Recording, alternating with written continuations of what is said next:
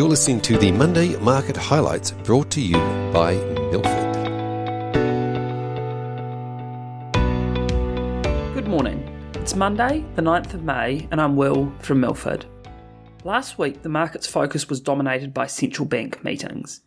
The RBA was first up on Tuesday, where they surprised with a 25 basis point rate hike to take the cash rate to 0.35% versus market expectations of a 15 basis point rate hike, combined with a hawkish statement. In addition, Governor Lowe took the unusual step of holding a press conference and Q&A session after the statement's release. This was significant in that many had expected the central bank to do little with the federal election so close, showing the governor wanted to send a strong message about the RBA's independence. Lowe signalled that inflation has increased much quicker than they had expected, upgrading their December 2022 core inflation target by a staggering 2 percentage points, from 2.75% to 4.75%. The bank now expects to hike rates much quicker towards a neutral rate of 2.5% as wage growth increases and unemployment continues to fall. Financial markets are pricing a further 2.7% of rate rises in 2022 to take the cash rate to 3% by year end.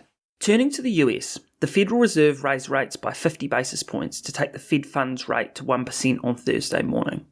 While a big jump, this was fully priced by the market, and the comments by Chair Powell that they were not looking to raise rates in 75 basis point increments at future meetings was taken by the markets as dovish and led to a strong rally in equities. Inflation continues to be a huge issue in the US for the Fed, with very broad-based price rises led by a number of factors, in particular soaring energy prices and supply chain issues. Questions remain about how much of this inflation is temporary, caused by the Russian invasion of Ukraine and the COVID pandemic, and how much is more structural. The market is pricing a further 2% of rate hikes this year to take the Fed funds rate to 2.8% by the end of 2022. Finally, on central banks, the Bank of England hiked their reference rate by 0.25% on Thursday night. While some market participants thought they may hike 50 basis points, only 3 out of 9 members voted for this in a dovish statement. Much of the focus was on the commentary in the statement, which revised up their near-term inflation projections materially on the back of further increases in energy and commodity prices, and based on an assumption that supply chain disruptions persist for longer due to the invasion of Ukraine and COVID-induced lockdown restrictions in China.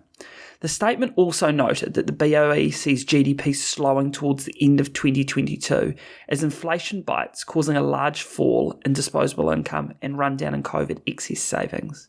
Market pricing for the UK has 1.35% of rate rises to take the cash rate to 2.3% by year end. Turning to stock news in Australia, there was a wave of company updates as corporates presented at the Macquarie Australian conference last week. Key themes from management were around continuing supply chain issues, challenges from limited labour availability, and support for household budgets from increased levels of savings in households. Atlassian co-founder Mike Cannon-Brookes bought 12% of AGL Energy last week via a derivative transaction after earlier walking away from a full takeout of the company.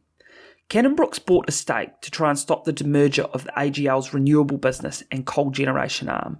The stock fell on this news as investors were concerned about how the company would proceed if the demerger does not pass shareholder vote.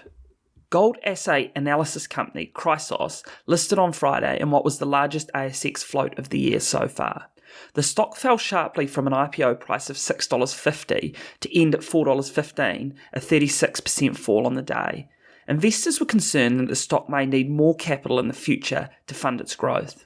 Woolworths provided the market their third quarter sales result, where they saw like-for-like sales lift 4.4%. Most metrics were solid, with cost inflation running at 2.7% versus Coles at 3.3%.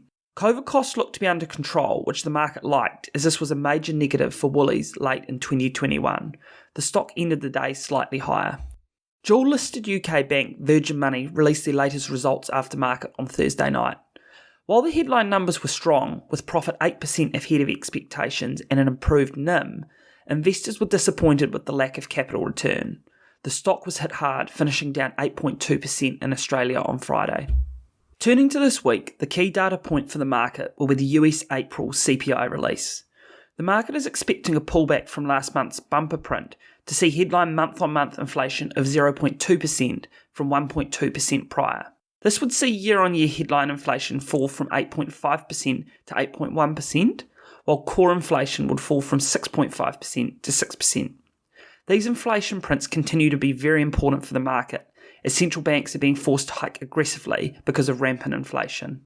In the UK, we will get their latest GDP figures, with analysts expecting a rise in year-on-year GDP to 8.9% from 6.6% previously. Domestically, the data front is fairly quiet. However, some focus will turn to the upcoming federal election that is only 2 weeks away. At this stage, there doesn't appear to be many policies that would have large ramifications for markets. However, there is potential for further announcements that could be stimulatory as the polls have tightened. The potential for a hung parliament is also looking like a more likely outcome, which could cause some short-term volatility as markets never like uncertainty. That's all for this week. Thanks for listening. Have a great week.